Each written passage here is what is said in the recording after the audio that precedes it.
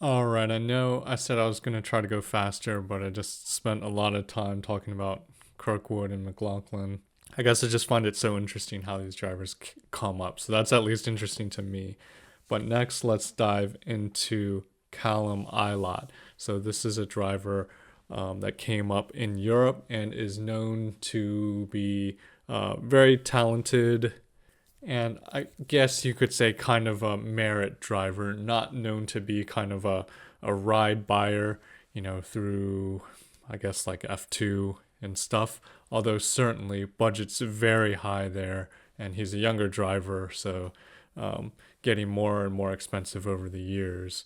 But what's Callum's father do? So I believe Callum's father is Steve Ilott, and I believe he has a long career in wealth management, like a lot of IndyCar fathers. So wealth management is something for relatively wealthy people, or makes people relatively wealthy. But I couldn't find specific information in terms of dollars and revenue and stuff like that. But just looking at his history, he seems pretty high up in terms of managing a lot of money, I guess. So, in summary, I'm going to put Callum in A tier in terms of family wealth. And I think with him coming up in Europe and making it all the way to F2, being at least A tier wealth supports that. I think in general, the European ladder is going to be more expensive than the American ladder. All right, so heading back to New Zealand, where we just added Scott McLaughlin down here in C tier, and I do think that's, a place like Australia and New Zealand where I think, like in Scott's case, it's easier to make it kind of in racing with less money there. But how about for Marcus Armstrong? Well, Marcus Armstrong's father, Rick Armstrong, in fact, owns one of the largest car dealership chains in New Zealand. So that actually makes him rich enough or prominent enough to make some wealthiest driver or wealthiest people lists. So I think this is wealthiest in the automotive industry. I found this article. Now, this may not be totally accurate, but it lists him as the 10th most wealthy, I think, in the auto industry, and lists him at 60 million net worth. Now, I'm assuming that's New Zealand dollars, and if we take the exchange rate today, then that's going to be around 35 million US dollars. So not that much, but certainly solidly in the A tier. So we're just going to go ahead and put Marcus Armstrong in A tier. All right, next let's talk about Alex Rossi. So he's had overall a successful IndyCar career. He's been with some big teams and certainly, I believe, making money in IndyCar kind of from the start. Don't think he ever needed to bring any money to IndyCar. Now, he did come through mostly the European ranks and made it all the way to Formula One, so certainly not cheap, similar to Callum Ilott. Now, Ilott's British and Rossi's American, and I think definitely in the past few decades, there's definitely been interest in terms of getting American drivers into Formula One, so I think Rossi could have benefited from that in F2, or I guess GP2, and getting the short stint in Formula One. I do think he could have had backers and investors helping him there. In fact, I'm sure he did, at least to some extent. So how much personal wealth was required for him, it's hard to say. Now, Alex Rossi's father is Peter Rossi, and I found his LinkedIn, and his LinkedIn reads a lot like a lot of other IndyCar fathers. So involvement in investment funds, private equity, real estate investment partnerships, and it looks like that's been his main career going back to the 90s. So certainly something that builds up a good deal of wealth in general. In recent years, he's been involved with managing Alex Rossi's career and also managing other drivers. So overall, where do we put Alex Rossi on our driver wealth tier list? I'm a bit between A and B tier here. I kind of see B tier as a possibility, and looking at the information for Peter Rossi, and it's not very conclusive, I guess, for lack of better terms, how rich he is or how rich he was. Peter's definitely been very involved in Alex's career and propelling it, and as a, we can assume, smart businessman, he might have been pushing success that way, rather than bringing a lot of the personal money himself. Overall, considering everything, I am going to go ahead and slot Alex Rossi up in A tier. All right, looking at some of these other drivers, we have Marcus Ericsson. So this is a driver. He was able to stay in F1 for a while and was known to bring quite a budget to get and keep himself in F1. However, I cannot find anything about kind of personal wealth from Marcus's family that could propel him to kind of buy these F1 rides. So certainly we're talking about a lot of money there. So I think if he was footing the bill mostly by himself, his father or his family or his connections would be rich enough that we know about that. Marcus states in some podcasts I've listened to that his family was very average and not involved with racing, and it was a bit of just kind of luck, and then kind of hooking up with kind of Swedish sponsors that wanted to push a Swedish driver. And there's some information out there suggesting his connection, I think, to the H&M guy or something like that. So even though he says he didn't come from a rich family, I think we have to think in relative terms, and I think most drivers would say that anywhere up to A tier even, especially kind of in Europe, I feel. So where is Marcus Ericsson in the family wealth tier list? I don't think he's in S tier. I do think he could be anywhere A to D, probably A to C. So I'm just going to go ahead and slot him in B tier. Next, how about Christian Lundgaard?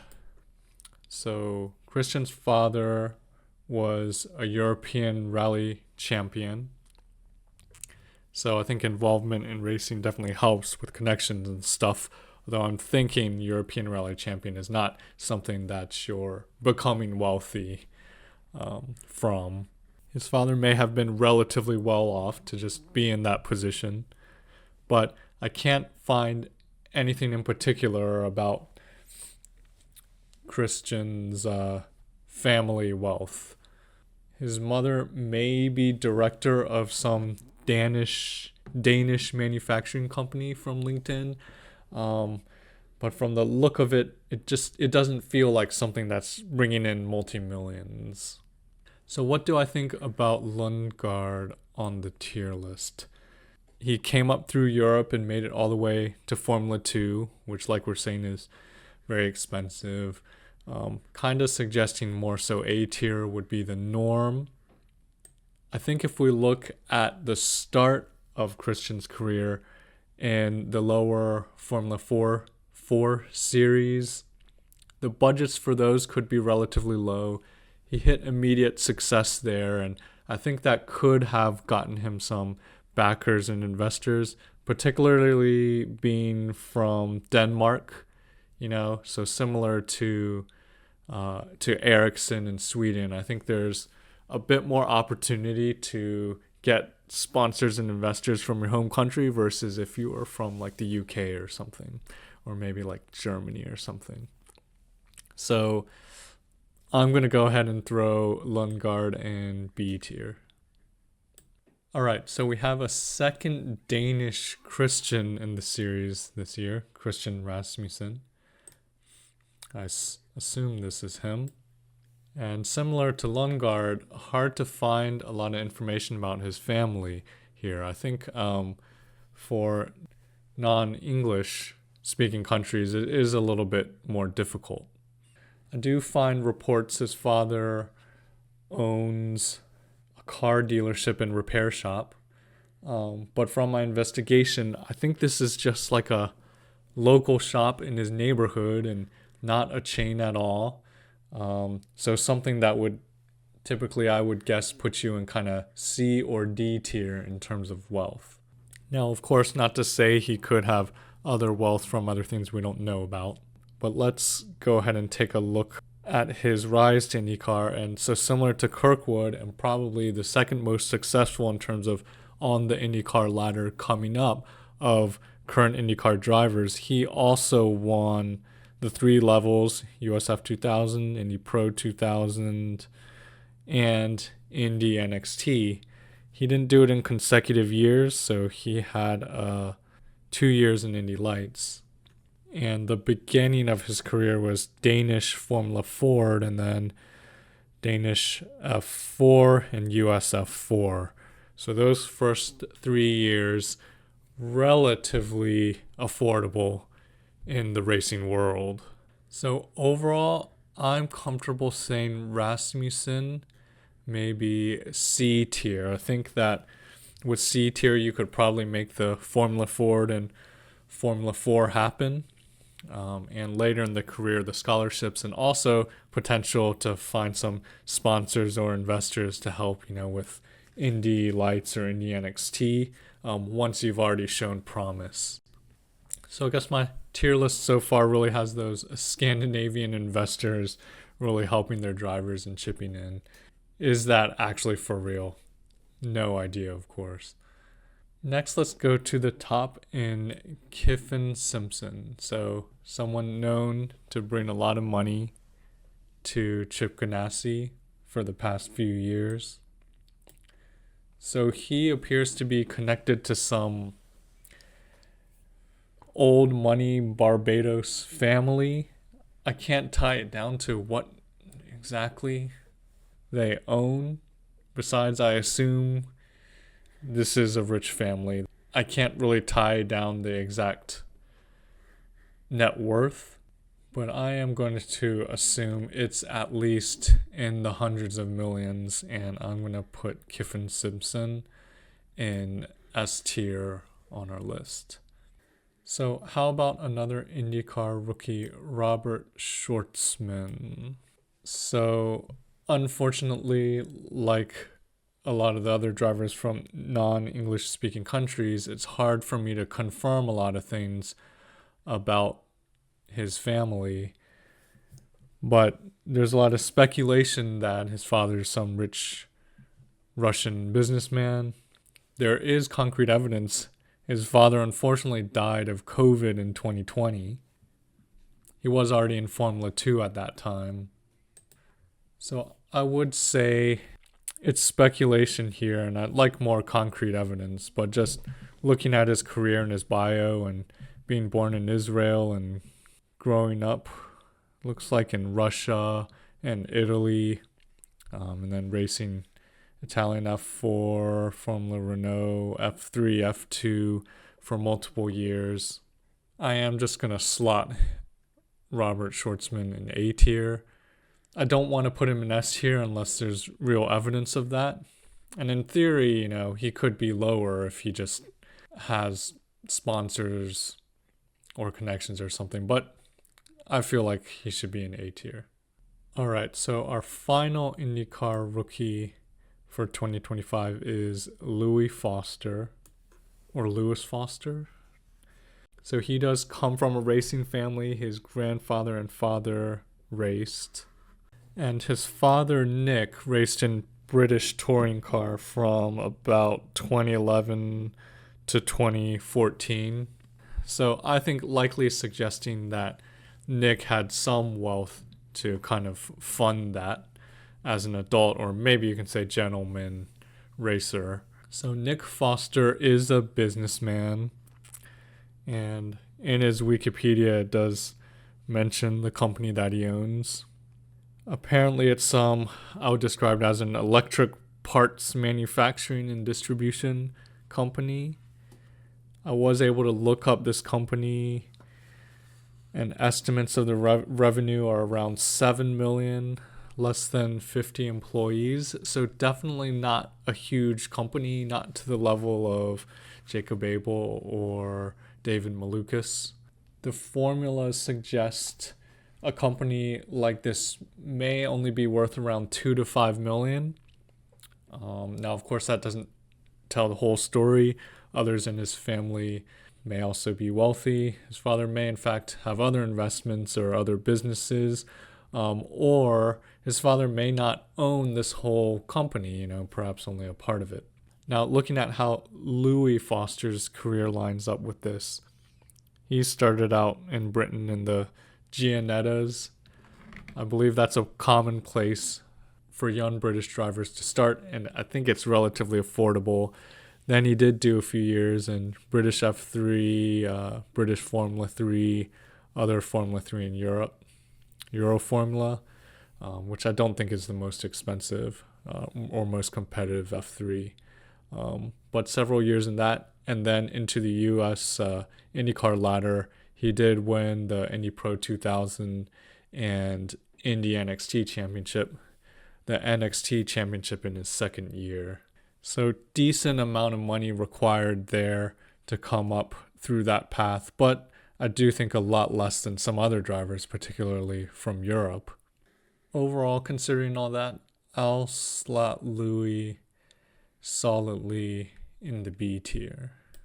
So Felix Rosenqvist is a driver with an interesting path to IndyCar. So he's Swedish, like Marcus Ericsson, and like a lot of the drivers from non-English speaking countries. I also can't find a lot about his family history in terms of wealth.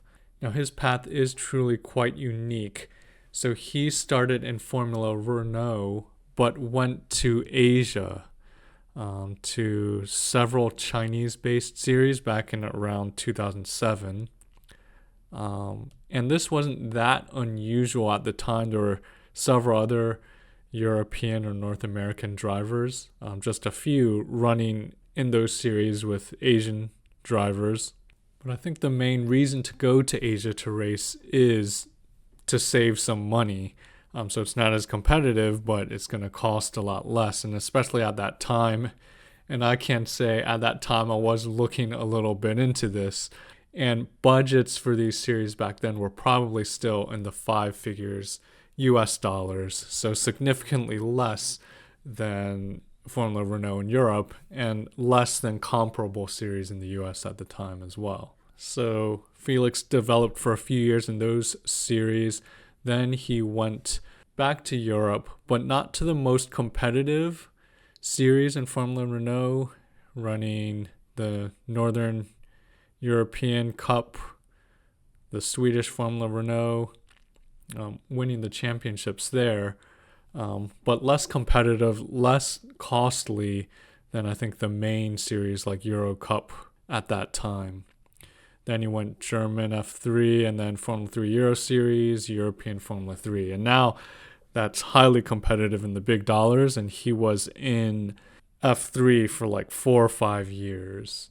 So that in F3 was the brunt of his junior career, and certainly not cheap even back then, 2011 to 2015.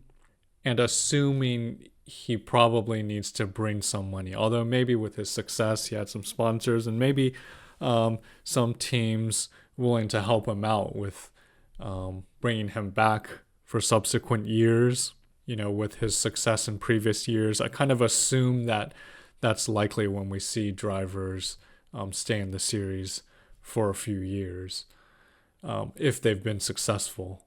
And then he went kind of DTM, Formula E before making it to IndyCar. And assuming DTM, Formula E, that was all now professional type stuff. So I speculate he probably didn't have to bring money to those rides. So what does Felix Rosenqvist's rise through the ladder and his career suggest about his potential family wealth? So I think probably not near the top, because I don't think he would have made those choices, like going to Asia first. If he just had a lot of money up front, you'd probably jump into the most competitive place just to start.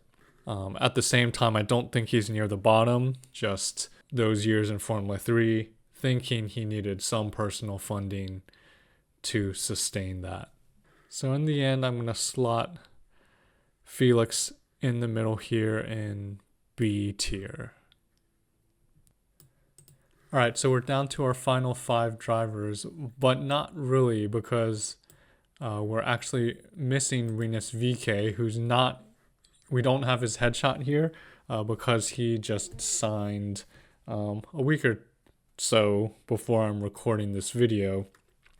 So I've added VeeKay for him here, and hopefully this shows up fine in the video. So let's talk about Rinus VeeKay next. VeeKay is from the Netherlands. And again, I can't find out a lot about his family wealth, so going more so based on his racing history here. So he kind of went immediately into the US ladder. He didn't spend much time at all racing in Europe. And the US ladder would be cheaper than the European ladder. He did race in MRF in India, which was a pretty competitive series back 2016, 2017 when he ran that, and probably pretty budget oriented. He didn't win the USF 2000 scholarship. He ran that for 1 year. He did win the Pro Mazda in his first year, the championship. And then he only did 1 year in Indy Lights, finished second before moving up to IndyCar. And unclear if and how much money he may or may not have been bringing, kind of his first year into IndyCar. Overall, not the most expensive path into IndyCar, but certainly still requiring likely a decent amount of family funding. And there is one thing we can see in his family history. So his father was an amateur racer, and he raced Formula Fords. So pretty affordable at the amateur level. Could be D tier, but likely C just in terms of budget for that. But he did also race in the Euroboss series. And Euroboss is basically where you run historic F1 cars or Indy cars or F2, GP2, some of the other higher up series. You can definitely guess it's not cheap to buy or maintain and run these cars. So I think this is definitely generally something quite wealthy people are doing. Now I will say from his rise in the ladder, I don't really think VeeKay is S tier. But from the Euroboss thing, I more think maybe A tier, but I think I would need kind of more evidence about, what his father or what his family business is, to put him into A tier. I think just based on his rise in the ladder, I'm going to put VeeKay in B tier. So hopefully this works. He's just going to go here like that. All right, taking Pato Award next. So he's from Mexico, I believe a relatively well-off area of Mexico in Monterrey, and he moved to San Antonio, Texas in the United States when he was a kid. So I think a good amount of his racing was based out of the US as well. But I can't find anything specific about his family wealth. So even though he seems relatively wealthy, this could just only be C tier. So if we look at Pato's path through the open wheel ranks, he started in Pacific Formula F2000. So that is kind of like a semi-pro series. So potential like 5-figure budget there. He did go to Europe. He raced for a few years, but it was in Formula Renault 1.6, Northern European Cup, French Formula 3. Not the most expensive, but certainly not cheap. Also racing in Latin American Formula 2000. I think that's Mexican Formula 4, 2015. And then mainly in the IndyCar ladder with Pro Mazda, Indy Lights, and he did win the Indy Lights Championship 2018, which propelled him to IndyCar. The other thing about Pato's racing history, at some point around this time, 2017, 2018, he did get a Red Bull development deal, and I think that's what sent him for a few races in Formula 2 and Super Formula. Now, I don't think Red Bull development deal or any development deal necessarily means that is fully paid for, although I think likely we can assume there's a good amount paid for, just that I don't think that necessarily means there's no personal funding behind that. So I guess overall my impression is Pato awards probably from some decent family wealth that funded him through this junior career. But how much, kind of in the middle, in here in the B tier. So I've saved these 4 drivers for last: Scott Dixon, Joseph Newgarden, Alex Palou, Will Power. I think the 4 most successful current IndyCar drivers. And I think they all have some interesting stories in terms of how they got to IndyCar. So let's start with Joseph Newgarden first. So Joseph Newgarden, like a lot of the drivers on this list, he did propel himself to IndyCar, winning the Indy Lights Championship back in something like 2013. But before that, he actually went to Europe, spent several years in Europe in GP3 and Formula 4. So actually just 2 years. So he had a really quick rise up into IndyCar. Before that, he spent several years in Skip Barber, which a lot of top drivers were doing at the time. But budgets for that kind of regional series, were still just solidly in the 5 figures. And even for the national series, which he ran and finished second in 2008, I think budgets at that time were still in the 5 figures. And I did do some running in Skip Barber around that time, so I am familiar with the prices. So overall, in terms of his career, minus the GP3 year, did not necessarily require that much investment from his family, especially relative to some other guys. And I know that he did win the Team USA Championship, which I think several US drivers in IndyCar won, but I know that helped him initially with the Formula Fords in Europe. So in terms of budget required to propel Newgarden through the ladder, I think likely B tier, but a possibility of C tier. Although I think that would be a bit of a stretch. That would require kind of some sponsorship or investors for his Indy Lights year and his GP3 year. But, potentially possible. So now let's look at his family's wealth. And the first thing that I know is that Newgarden's grandfather was an avid ping pong player and founded a company making ping pong robots. This was actually an early sponsor of Joseph Newgarden in karting, and in his junior Formula career, it's called RoboPong. And in fact, it may still be called this. There's a karting race called the RoboPong 200. And I believe Newgarden's family is involved in sponsoring that race. Now, I know a lot about this because, in fact, table tennis is another one of my hobbies, in fact. But I also know enough to know the business of table tennis robots is not that big. I don't think that's something that's pushing you into S, A, or even likely B tier. I think that's more of like a C tier type of wealth. But if we go further back, we find that Newgarden's grandfather actually had a family school portrait business, and actually quite a big one at that. His father was involved in the company, and they grew this school portrait business kind of nationwide to a revenue of $30 million when they sold it in 2008. And I think I got this from Joseph Newgarden, the father, his LinkedIn. So it becomes apparent selling this 30 million revenue business in 2008, and then Newgarden heading to Europe, running GP3 in 2009, then Indy Lights in 2010.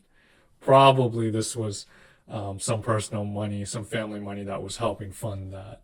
Now, how much would selling that company have kind of put in Newgarden's father's pocket? Well, the formulas I ran suggested that that company could have been worth 18 to 48 million. Now that actually sounds kind of high to me. So I don't know how accurate that is. And also keeping in mind, it's his grandfather's company. I think his father may have been kind of the president or certainly high up. But, that money from that sale could have been distributed amongst other family members or other partners in the business as well. So overall, the data does kind of push Newgarden towards A tier, but I think in terms of his rise to the ladder, it would be possible to do with less wealth. I think overall I'm going to slot Newgarden in B tier because I don't necessarily know if that formula, that 18 to 48 million is accurate. And of course, we don't really know how much Joseph Newgarden's immediate family is kind of getting of that. So next, let's look at 3-time IndyCar champion Alex Palou. So he also has a very interesting story. He's had some good podcast interviews. In particular, Dale Jr. Download. He has a long 1-hour interview on that. I definitely recommend listening to that. But Alex Palou's parents are actually very young, and you may have noticed on IndyCar broadcasts, I've seen his parents and they look very young. And in fact, they were basically teen parents, I think 18 or 19 years old when Alex Palou was born. And on his own account, and I think likely true, they were just working normal jobs at the time Alex was growing up. Like actual real people jobs. So the first actual evidence of an IndyCar driver's parents in the D tier when Alex was young and kind of starting up in karting. He actually said on the podcast kind of the occupations, but I don't remember. It was like working at the telecom company, or something like that. So Alex kind of karted on a budget in Spain by himself the first few years with his father, and his father worked on the kart. So similar to the stories of a lot of the American drivers, not necessarily needing a lot of budget starting out in those first few years karting. And then he kind of got picked up with CRG with a factory ride. From his claim, that fully covered his expenses. I don't remember if he said he moved to Italy, but I think this is like pretty believable. I think that does really happen. There are opportunities for the top European karters to get a fully funded, ride from CRG or the big factories. So then Palou moved up into the Formula ranks and did about 5 years, Spanish F3, GP3, Japanese F3, European F3. Eventually, he raced in Japan in Super Formula. I think that is likely a professional opportunity for him and not something he had to bring money for, but kind of 2014 to 2018, he needed either personal money or sponsorship or investors, to kind of fund a lot of that. So the way that Palou tells the story, he doesn't directly say, his family's shelling out hundreds of thousands or even potentially millions to fund this part of his career. But he does mention his grandparents. He does mention directly in the podcast with Dale Jr. His mother now works for his grandfather's company, and he mentions living in one of his grandparents' houses growing up. So I think the reality is for Alex Palou's immediate family, at least for the early part of his career, they legitimately were D tier, just normal people. But ultimately, in his extended family, either his grandfather or grandfathers likely had some sort of wealth. Now, I don't know how big that is. I don't know how big these businesses are. Maybe not really that big. But I'm guessing likely after having the success in karting and stuff, maybe they were willing to help him out once had potential to make a career out of this. And maybe at that time, his parents were getting a little bit older. They were getting more involved in these businesses themselves. Maybe his immediate family themselves, they were kind of perhaps moving a little bit up the tiers as well. So overall, with his rise up the ladder, I would more think that would take B or A tier family wealth. And maybe that is the family wealth of Alex Pillow's grandfather or grandparents. But he does talk about getting some help from Campos and some other people in the Spanish racing industry. And then considering how he started out in karting and stuff, this is all very subjective, and just my own judgment of subjective things. I'm just going to put him overall in C tier. So we only have 2 more drivers left, Will Power and Scott Dixon. Is anyone going to make it down here into the D tier? So let's see. So Will Power, his father, Bob Power, he was an amateur racer in Australia, but he didn't race in Euroboss or Ozboss or British Touring Car. He just raced Formula Fords. So pretty accessible, I think, at the time to average people, real people. You know, similar to kind of like SCCA Club Racing, Formula Ford.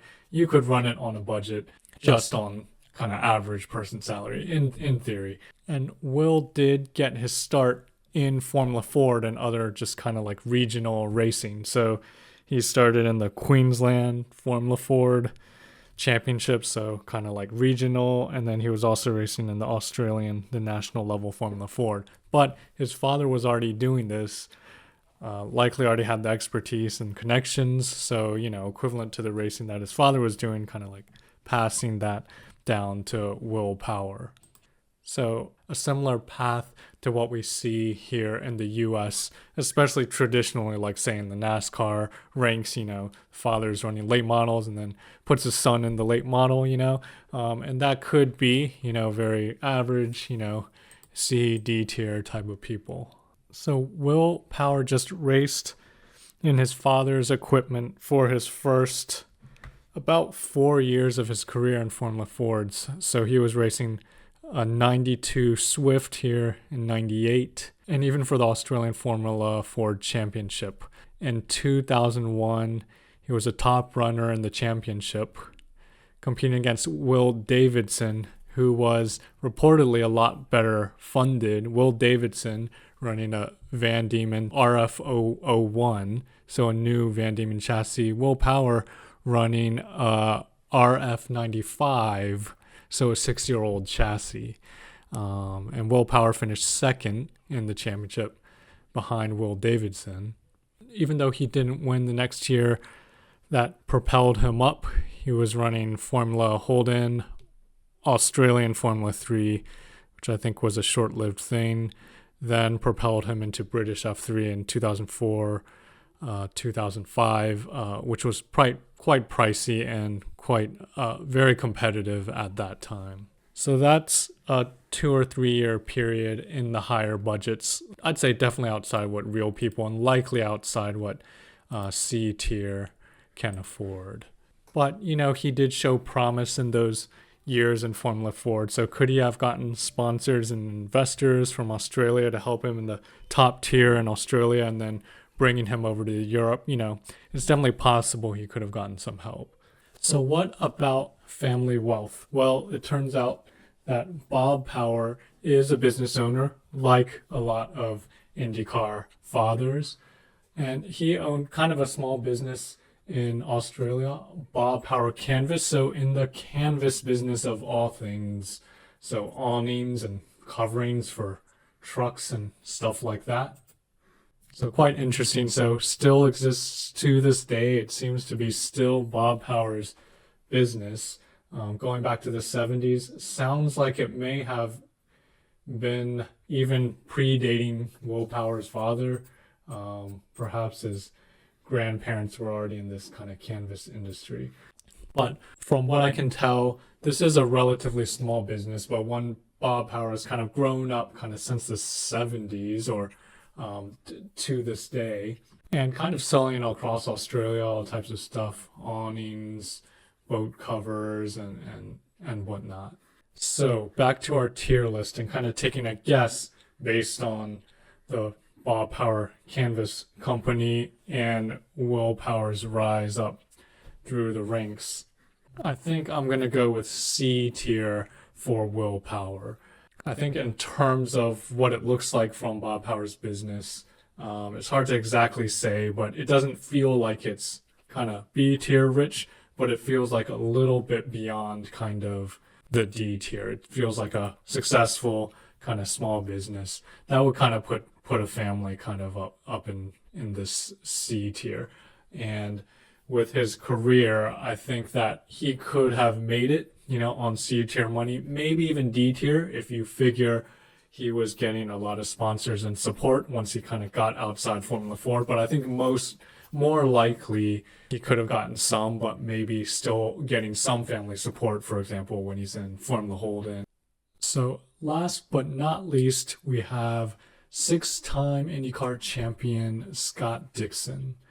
So Scott's parents were actually grassroots racers, and early in Scott's childhood, they actually owned and operated a dirt short track in Australia. So Scott Dixon actually got his first start in racing, dabbling in circle track karts and midgets and things like that. Then, similar to Will Power, who's just a few years younger than Scott Dixon's start in the Formula Car ladder is pretty similar, except his parents moved back to his native New Zealand. In New Zealand, he actually started in Formula V, which is even cheaper than Formula Ford.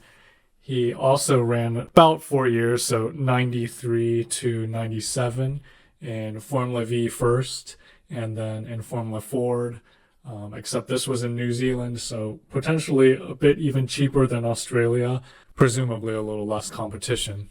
And starting in Formula V, so this is a formula that's very inexpensive, using a lot of stock Volkswagen parts. At least in the US, significantly cheaper to operate than a Formula Ford. So Scott Dixon was still a teenager. He dominated in Formula V and Formula Ford in New Zealand. And his parents were actually able to form an investment group to fund him to travel abroad to further his racing career. So through this, he was able to fund 2 years in Formula Holden in Australia, where he won the championship in his second year, and then 2 years in Indy Lights, where he was successful.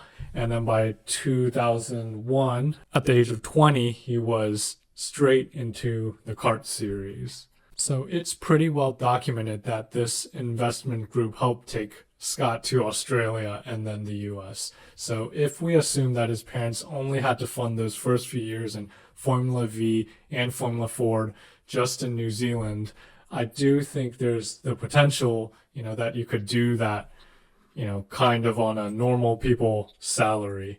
And further supporting that, his parents were grassroots racers, so kind of having the connections and perhaps the know-how to work on the cars and stuff. Although I don't know that much about the details of Scott Dixon coming up, but certainly I think that's possible that his father could have worked on his cars directly or known people to help out. And then if we just consider his parents' work, I don't know what other jobs they might have had, but, knowing that they owned a dirt short track, just thinking about that type of racing in the US, it is very grassroots. And an operator of a short track in the US, I don't think they're really making that much money. I think there are spectators and there is some money to be made promoting these races, but I don't think it's something that's growing up your wealth into the millions and millions just by operating one small dirt track. So if any of these 27 drivers are going in D tier, for me, it's going to be Scott Dixon. I'm putting Scott Dixon in D tier, the real people. So that's it for our IndyCar Family Wealth tier list. I know I've rambled enough about these 27 drivers, so I won't go on and on. If you stayed here to the end, please leave a comment on what you learned or the thing you most agreed or disagreed with, and share with anyone you think might be interested in this. It's been a few years since I've posted an IndyCar video, and I really enjoy doing this, but I need to get more views to get my channel monetized again. So please help me out, and hopefully I'll see you guys again soon.